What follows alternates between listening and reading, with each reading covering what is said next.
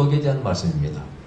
강한 자가 약한 자 것을 빼앗고 우리가 질서에서 벗어나서 탐욕적인 마음으로 어떤 이성간의 관계를 맺고 하는 모든 게 여기 포함되어 있습니다. 우리 하나님 아버지는 거룩하신 하나님이라고 그러시죠. 성경에서는 하나님이 거룩하시니까 우리도 하나님의 거룩함을 닮아나갈 수 있습니다. 그것은 하나님의 성품을 담는 것이고 거기서 거룩함이 나온다는 것입니다. 이 세상을 어떻게 우리가 빛된 세상으로 만들까? 그것은 하나님의 거룩을 받아서 그것을 뿜어낼 때 우리 거룩한 빛이 비춰갈 때 세상이 거룩한다 그 뜻입니다. 하나님은 이 모든 삶, 우리의 삶 속에서 우리를 지켜보고 계세요. 우리가 올바른 길을 가기로 하십니다. 그분이 이끌어 가시는 분이 뭘로? 선한 빛으로 진리로. 오늘 10계명이 바로 그런 말씀이 되겠습니다. 간은 마지막일지니라. 이 말씀이 우리 마음에 다 찔려와요. 왜냐하면 우리는 이제 실제는 그 간음, 원래 뜻은 내 아내가 있는데 다른 아내를 취하는 걸 말하죠. 내 남편이 있는데 또 다른 남자를 취하는 것. 어떤 부부간의 질서를 깨는 걸 말하지만은 폭 넓게 말씀드리면은 모두 음란에 관계된 것이죠. 그래서 동성연애라든가 그다음에 마음, 신전 예수님은 마음으로 음란을 품자까지 확대돼요. 이런 것을 다 적용하면은 우리가 여기서 자유로운 삶이 아무도 없어 사실은요. 그래서 우리가 다 찔려오는 말씀이에요. 여기서 아니 그러면 목사님 다 지키십니까? 너 지킬 수가 없는 것이죠. 마음으로 아니면 어떤 것들 지킬 수가 없는 것들이 있어요. 그러나 법이라는 것은요 항상 최악의 경우를 막기 위해서 우리 주신 말씀이고 법이죠. 이걸 지키려고 노력할 때 지키려고 노력할 때 세상이 특히 이 세상 사회의 기본 단위인 가정이 건강할 때 사회가 안정이 되고 국가도 안정이 되고 여기서 사실 행복이 오는 것이죠. 무질서라는 것은 자유하는 건 있겠지만 그 분방업 속에서 파괴, 멸망이 오는 것이고 절세라는 것은 귀찮지만 그걸 지킬 때 거기서 행복이 우리에게 주어지는 것이죠. 그래서 그 위에 부모를 공경하라는 말씀 중요한 말씀이죠. 이게 다 질서상 정말 순서에 따라서 주신 말씀이에요. 그래서 어른과 특히 부모를 공경하는 것 중요한 법이 질서, 도덕인데 그 다음에 뭐냐? 가정을 잘 지키는 거라 그런 얘기입니다. 가정의 파괴가 어디서 오느냐? 바로 여기서 온다는 거예요. 근데 우리는 가정 파괴가 돈이 없으면 파괴된다고 말합니다. 맞아요. 돈 없으면 사람도 식어버리고 돈 때문에 싸움이 나서 가정이 이혼도 하게 되죠. 또 성격 차이에서 오는 것도 있지만은 그중에 가장 심각한 것은 바로 오늘날 제7계명이라는 간음의 문제입니다. 오늘날 사회 문제가 여기에 굉장히 지금 취약하고 무너지고 있다고 해도 과언이 아니죠. 저도 상담을 많이 합니다만은 그런 상담을 수도 없이 많이 합니다. 그래서 이건 크리스천들도 많이 여기 관계되어 있고 이 세상 자체가 그쪽으로 많이 사업적으로나 이 성문화가 사업화돼서 발달돼 있어가지고 특히 여러분 인터넷 치면은요 눈을 뜨고 볼 수 없는 것들이 광고로 막 나옵니다. 애들 다 보는데 동영상 같이 짤 뭐라 그러나 움짤 이런 걸 해가지고 만들어가지고 애들도 여과 없이 다 봐. 그래서 오늘 심각한 사회 문제가 되고 이 세상을 파괴하는 오염시키는 더러운 문화라고 그러죠. 더러운 문화로서 지금 자리 잡고 있고 또 이것을 지울 수도 있고 없을 수도 없어요. 참으로 정부에서도 이제 몸을 파는 여인들 그런 여인들을 그런 산업이랄까 이걸 갖다가 없애려고 성문화와 관계된 굉장히 노력을 합니다. 그래서 지금 청량리 588라든가 뭐 없애버리고 다 있습니다만 그럼 없어졌느냐? 아니에요. 지금도 엄연히 음지에서 버젓이 행하고 있습니다. 그래서 저는 개인적으로 그래요. 저 어느 나라처럼 떳떳이 그걸 끌어올려서 세금을 매기라. 이래도 안 되고 저래도 안 될 바야. 그러니까 악법도 법이란 말이 있고 그렇지 않습니까? 그걸 인정하는 것이 아니라 어차피 제거 못할 것 같으면은 세금이라도 얘기해서 그렇게 하라. 나는 이러고 싶어요. 이거 반대하지 않습니다. 차라리 그냥 합법화해서 세금이라도 매기라. 그럼 내가 지지하는 것이냐? 그건 아니에요. 없앨 수 없기 때문에 할 수 없이 그렇게 취하는 것이죠. 그럼 내가 그걸 조장하는 건 아닙니다. 절대 반대지만은 세상이 그래가지고 도저히 없을 수 없기 때문에 참 그렇게 해버려라. 나는 그런 생각도 한번 해봅니다. 자, 그런데 어쨌든 오늘 본 말씀이 이제 창조의 부부간의 질서를 말하고 있는데, 자, 아담과 하와가 인류의 첫 번째 부부입니다. 그때 그 원리가 갈빗대 원리예요. 원래 인간은 부족한 존재이기 때문에 다른 존재의 도움을 받아야 돼. 그래서 남자를 만들었고 남자가 독처하는 것이 홀로 있는 것이 어렵게 보여. 그러니까 하와를 만들었어요. 뭘로 만들었다고요? 아담의 갈비뼈를 뽑아서 만들었다. 이 갈비뼈는 우리 결혼식 때 많이 설교합니다만은 뇌뼈도 아니고 발뼈도 아니고 심장 가까이 있는 심장을 보호하는 뼈, 중요한 뼈를 가지고 만들었다. 그래서 가장 귀한 존재도 아니고 천한 존재도 아니고 너 바로 너에게서 나온 너 자신의 분신이다. 이렇게 설명을 합니다. 틀린 얘기 아니죠. 근데 갈비뼈 원리의 중요한 원리가 뭐냐? 갈비뼈는 하나만 부족하다. 원래 하나님께서 2개 뽑은 적도 없고 딱 1개 뽑아서 만들었기 때문에 하나만 채우라라. 이게 원리예요. 이게 중요한 우리 가정에 대한 특히 크리스천들의 이성이나 아내에 대한 아내를 몇 둘 것인가에 대한 답이에요. 그래서 휴교나 다른 종교에서는 아내를 둘, 셋, 넷 둘 수도 있는 종교가 있다고 들었습니다만은 기독교는 절대 안 되고 한 남자와 한 아내만을 성경에서는 허락하는 것이죠. 그런데 만약 아내가 죽었습니다. 혹시 이혼했습니다. 그러면은 갈비뼈 하나가 없었기 때문에 갈비뼈 하나를 채워도 아무 무방합니다.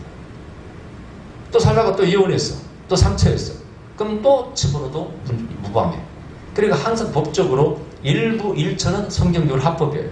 그게 좀 도덕적으로는 이상하게 보이고 사람들이 지탄을 받을 수도 있겠지만 그러나 성경적으로는 하나님만 걸으면은 절대 불법이 아니에요. 그래서 저는 할 수 없이 이혼한 사람들 상담하다 보면은 또 특히 미국 교포들은요 이혼을 막 3번, 4번, 5번, 6번 보통 2-3번 이혼한 사람은 막 세게 했습니다. 이걸 볼 때 미국의 교포가 얼마나 힘들게 살아가고 있는 걸 보여요. 그것을 묻고 있는 뭐가 없어요. 그래서 미국 교회에 가서요 설교할 때 이혼하지 마라 설교하면 아주 곤란한 일이 생깁니다. 내가 한 번은 초청받아서 설교하다가 그런 내용과 연결된 그런 말씀이 있어서 이혼해서는 안 됩니다 하려다가 아니 여기 미국이지 정신 차려가지고 이혼해서는 안 되지만은 말을 바꿔가지고 여러분 이혼한 사람들 저는 이해합니다. 얼마나 힘들고 이혼했겠습니까? 말을 바꿔서 제가 그러더니 또 두 사모님이 담임 목사 사모님하고 또 나이 드신 사모님이 다 울기 시작해요. 얼마나 힘들면 이혼했겠습니까? 이혼해서는 안 됩니다만은 그러나 이혼한 사람을 함부로 비난해서는 안 됩니다. 말을 얼른 바꿔가지고 얼마나 힘들면 이혼했겠습니까? 했더니 두 분이 막 울기 시작해요. 나중에 예비 끝나고 두 분이 저한테 와서 목사님 오늘 은혜 많이 받았습니다. 그러죠. 알고 봤더니 두 분 다 이혼하고 담임 목사님 사모님도 두 분 다 이혼하고 귀책을 하신 분이고 그 나이 드신 분도 마찬가지예요. 맞아요. 얼마나 힘들면 이렇겠어요. 그래 이해도 해야 됩니다. 그럼 원칙적인 것은 성경에서는 가늠한 연고 없이 아내를 버리지 말라고 되어 있어요. 이 법은 사실은 아내 즉 여성의 인권을 지원하는 법이에요. 남자들이 옛날에 보면 돈을 가지고 경제권을 주고 있고 힘을 다 주고 있기 때문에 여인들을 함부로 버렸습니다. 살다가 마음에 들면 버려버려. 근데 이혼장을 써주고 버리면은 이 여인이 다른 남자한테 시집을 가거든요. 근데 이혼장을 안 써주면은 이 여자는 다른 남자한테 갈 수가 없어. 다른 남자를 사랑하면 간음이 되어버리기 때문에 어떻게 그런 여자들이 몸 팔고 쫓겨나서 불행하게 살아가요. 이것을 막기 위해서 너 이혼장을 써서 모세법에 이혼하라. 이혼장을 쓰고 써주라. 이렇게 되어 있지 않습니까? 그래서 그 사회를 이해하지 않고는 이 법도 이 말씀도 정확히 이해하기 어렵습니다. 그리고 절대 이혼을 막는 건 아니에요, 여러분. 하나님은 이혼을 절대 막는다. 그렇지 않습니다. 사실 솔직히 말씀드려줘요. 하나님이 보실 때 여러분들이 한 남자와 한 여자와 살다가 정 안 맞아서 이혼하면요, 정 안 맞아서 이혼하면요, 아버지의 마음으로 볼 때 항상 하나님을 이해할 때는 아버지의 마음으로 봐야 돼. 부모의 마음으로. 부모라면 뭐라고 하고 있어요? 그래 이혼해서 행복하게 살아라. 이게 맞죠? 그러니까 하나님께서 이혼을 100% 반대하시는 거 아니에요. 사회의 가장 중요한 질서의 법으로서 강조하시는 것이고 또 하나는 여성의 인권도 보호 차원에서 말씀하시는 거. 이게 다 섞여 있어요, 여러분. 제가 지금 잊을 수 없는 것이 첫 번째 부흥회 때 갔을 때 어떤 장로님이 와서 자기 매제라고 그러면서 기도를 저한테 부탁을 했어요. 목사님 기도 좀 해주십시오. 누구십니까? 매제래. 딱 기도하자마자 하나님의 진노의 음성이 들려왔어요. 진노의 음성. 근데 내용을 소개할 수는 없습니다. 이 사람 누굽니까? 자기 매제. 다시 매제래. 처음에는 매제라고 얘기 안 했구나. 누굽니까? 했더니 매제래. 하나님께서 왜 이분에게 이렇게 진노하시는지 모르겠습니다만은 이분은 굉장히 진노하십니다. 그랬더니 이분이 하신 말씀이 그것 때문에 제가 기도를 받습니다. 뭡니까? 그랬더니 지금 제 여동생이 결혼한 지 한 달밖에 안 됐습니다. 신혼부부예요. 근데 문제는 자기 배우자가 에이즈 환자인데 에이즈를 속이고 결혼을 했습니다. 나한테 그러세요. 이혼하십시오. 하나님이 굉장히 진노하십니다. 여러분, 하나님 뜻이 그러면 에이즈 환자와 속이고 결혼한 남자가 살아라, 하나님 뜻일까요? 그건 아니라는 뜻이에요. 제가 수많은 사람을 이혼했는데 그중에 지금 잊을 수 없는 사람 가운데 저 LA에 있는 어느 교회 집회할 때, 자, 책상에 딱 앉았어요. 이렇게 한 사람씩 들어가서 기도받기를 기다리고 있는데 어느 여자분이 들어오셨어요. 딱 걸어 들어오시는데 성령께서 말씀하신, 너는 너희 집에서 나오라, 딱 그래. 그 앉자마자 집회 누구십니까 하니까 뭐 전도사예요. 처음에는 나중에 보니까 목사님, 사모님. 그래서 하나님께서 희한한 말씀을 주시는데 왜 그런지 모르겠는데 집에서 나오라고 하십니다. 그랬더니 이분이 자신 사실을, 상황을 얘기하는데 이분은 처녀입니다. 그럼 자기 남편은 재혼했어요. 본처는 이혼하고 떠나가고. 근데 이분이 하시는 말씀이 자기 남편이 많은 사람이 말겠답니다. 하지 말라고. 그럼 자기는 했대요. 근데 바로 변태. 때리는데 그렇게 안 해요. 어떤 사람은 변태 가운데 가학적인 세드를 합니다. 가학적인 그런 폭력성을 가지고 있는 사람이 있어요. 그게 때리면서 만족을 얻는 거예요. 이런 사람들은. 그래서 폭력을 가하는 거예요. 그래서 저도 얻어맞다가 떠나는 거예요. 자기도 좀 억지로 참고 살고 있는데 그 전체의 딸이 그런데 새엄마 저를 버리지 말고 떠나지 말아주세요. 내가 새엄마 이해합니다. 우리 엄마도 그래서 떠나갔는데 울면 사정을 합니다. 그걸 버티고 있는 거예요 지금. 근데 어떻게 이 사람은 얻어먹고 살 수 없는 거예요. 하나님은 너 나오라. 그래서 그랬어요. 하나님께서는 분명히 이혼도 허락하십니다. 선택은 본인이 알아서 하십시오. 견딜 수는 견디시고 너무 힘드시면은 이혼하셔도 하나님께서 책망치 않으십니다. 나 이렇게 충고를 드렸어요. 근데 그분이 몇 개월 다시 버텼어. 결국은 1년 만에 이혼하셨습니다. 나 그분을 비난하지 않습니다. 그러니까 여러분, 절대 하나님께서 이혼을 반대한다 이렇게 생각하시면 안 됩니다. 어떤 사람은 이런 거 보세요. 지극히 너무나 서로 안 맞아. 지극히 너무나 서로 안 맞아. 그랬을 때는요, 때로는 이혼도 허락할 수 있는 거예요. 평생을 불행하게 사는 것이 하나님께 양보가 안 됩니다. 그거 아셔야 돼. 그러나 그 핑계대고 웬만한 것 좀 참을 수 있는 것도 쉽게 이혼의 재료, 원인으로서 그걸 얘기하고 이혼하겠다. 이것은 안 된다는 뜻이. 그러나 너무나 불행해 삶이. 너무나 불행해. 이때는 하나님께서 허락하신다는 것도 잊지 마시기 바랍니다. 제가 많은 사람 상담하지 않습니까? 그런데 그것을 또 그러나 신앙으로서 내 믿음으로 나는 지키고 살겠습니다. 가정을 지키겠습니다. 그리고 막 10년, 20년 참고 견딘 사람에게 하나님이 복을 주는 것도 틀림없습니다. 본인의 선택이지만 그런 사람을 하나님이 축복하셔요. 그러니까 우리의 선택은 항상 좋은 쪽으로 선택을 해야 됩니다. 가능하면 이혼을 안 하는 게 맞습니다. 그러나 할 수 없는 이혼도 있다는 걸 아셔야 돼요. 그런 사람 비난하지 마시기 바랍니다. 자, 그런 원칙 아래, 자, 어쨌든 오늘 본 말씀은 절대 두 아내를 취하지 말라. 또 하나는 힘이 있다고 해서 네가 힘과 돈 가지고 남의 아내를 취하지 말라는 거예요. 네가 남의 아내를 취하면 뒤에 나오는 거 도적질하는 것이 되고 그 가정을 파괴한다 그 뜻이에요. 여기서 가야 될 것은 절대 힘이나 완력이나 권력으로서 여인을 찾으려고 해서는 안 된다는 거예요. 특히 오늘 이 사회에 지금 충남도지사였던 안희정 씨가 딱 걸려있는데 제가 말씀드렸죠. 나는 분명히 안희정 씨가 도지사의 그 힘과 권력으로 그 여인을 그렇게 했을 거라고 100% 믿는 사람이에요. 100% 믿어요. 그렇다고 그 여인이 책임 없다는 거 아니에요. 그 이후의 책임은 본인이 있는 거예요. 벌써 4번째 관계가 됐다니까 나머지는 본인의 책임이죠. 그러니까 이것은 쌍방가시예요. 그리고 분명히 안희정 지사의 첫 번째 위협할 때 이 여인은 내가 여기서 거부하면 직장을 쫓겨날 수도 있고 여러 가지 있겠죠. 위협을 받았겠죠. 그래서 자기도 타협해버리게 된 거죠.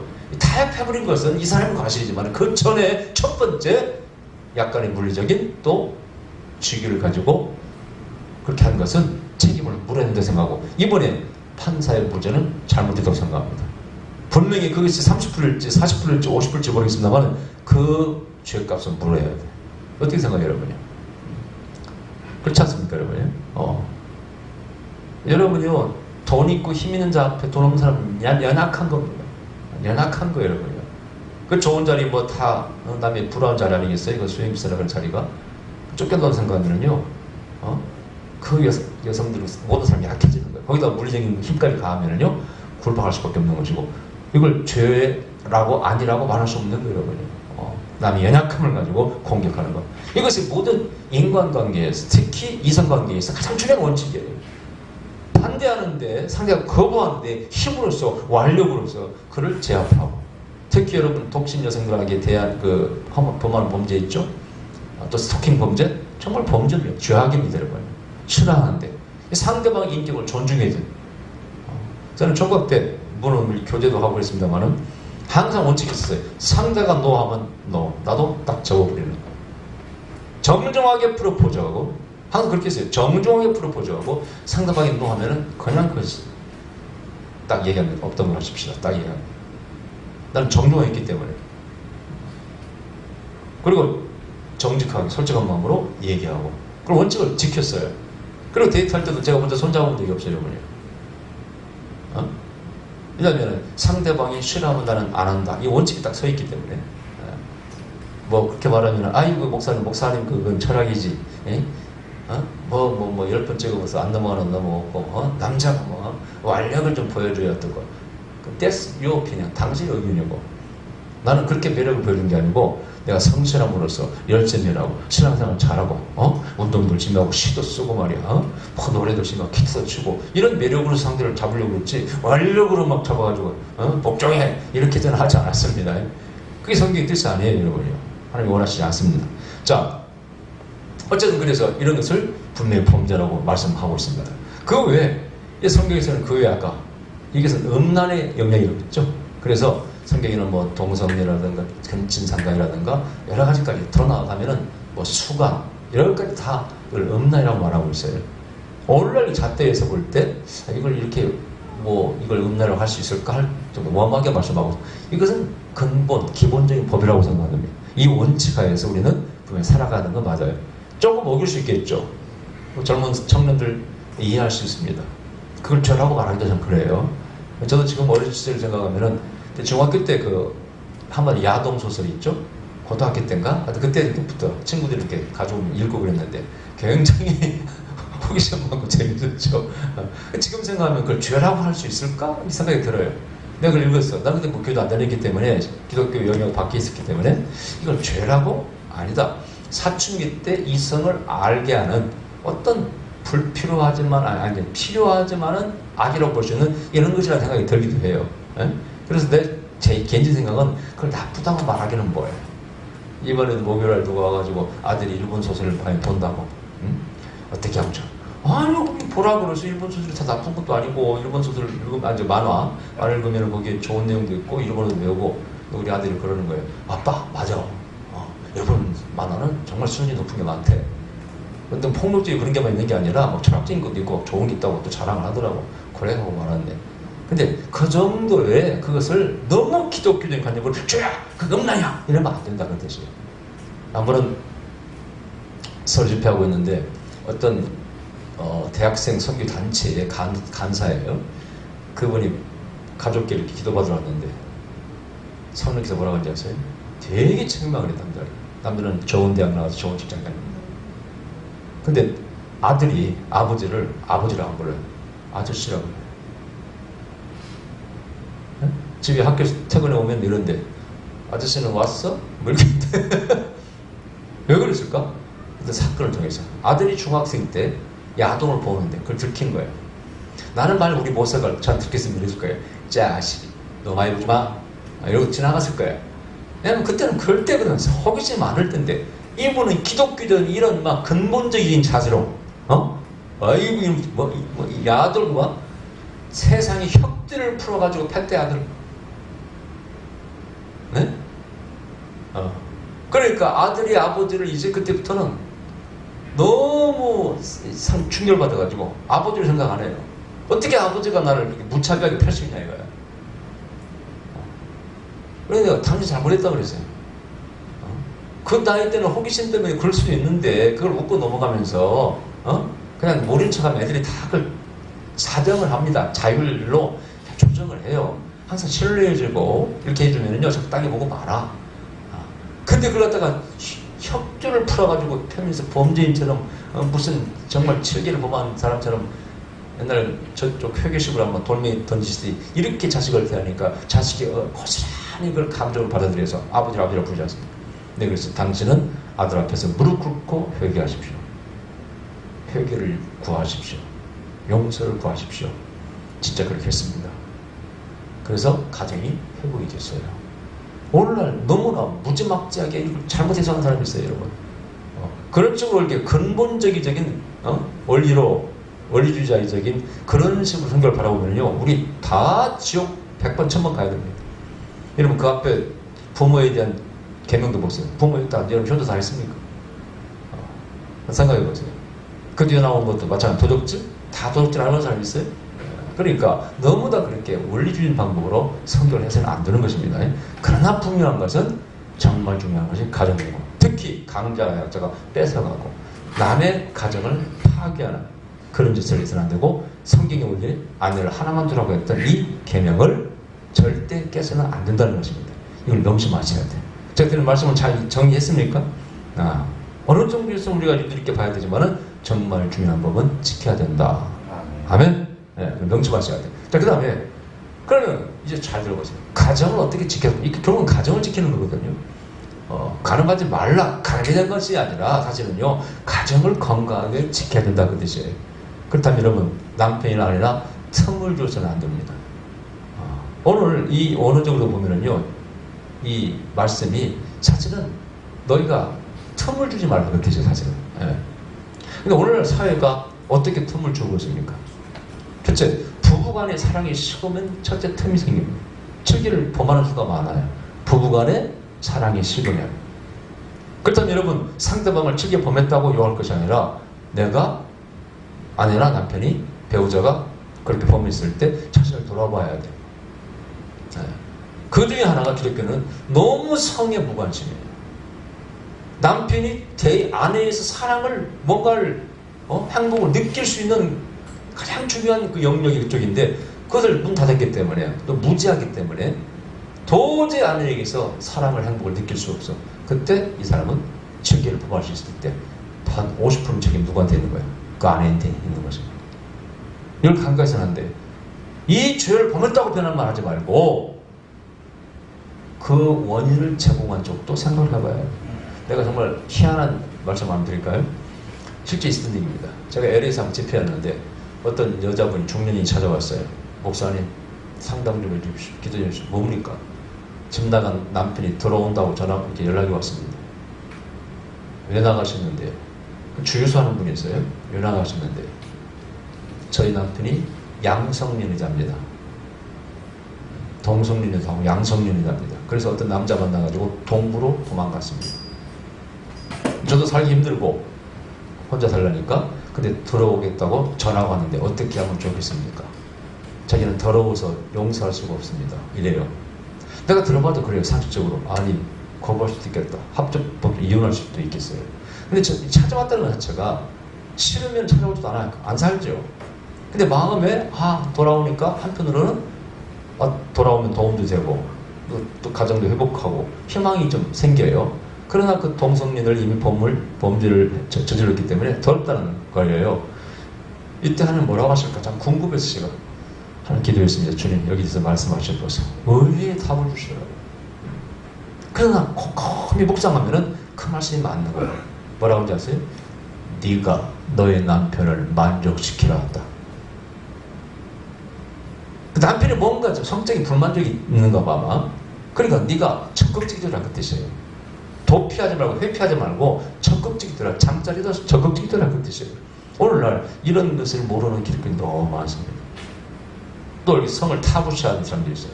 죄악시하는 사람들. 절대 그래서는 안 되는 거예요. 그래서 성경적으로 틀린 얘기입니다 여러분. 하나님 주신 좋은 것들은 다 우리를 위해 쓰라고 좋은 쪽에 쓰라고 주신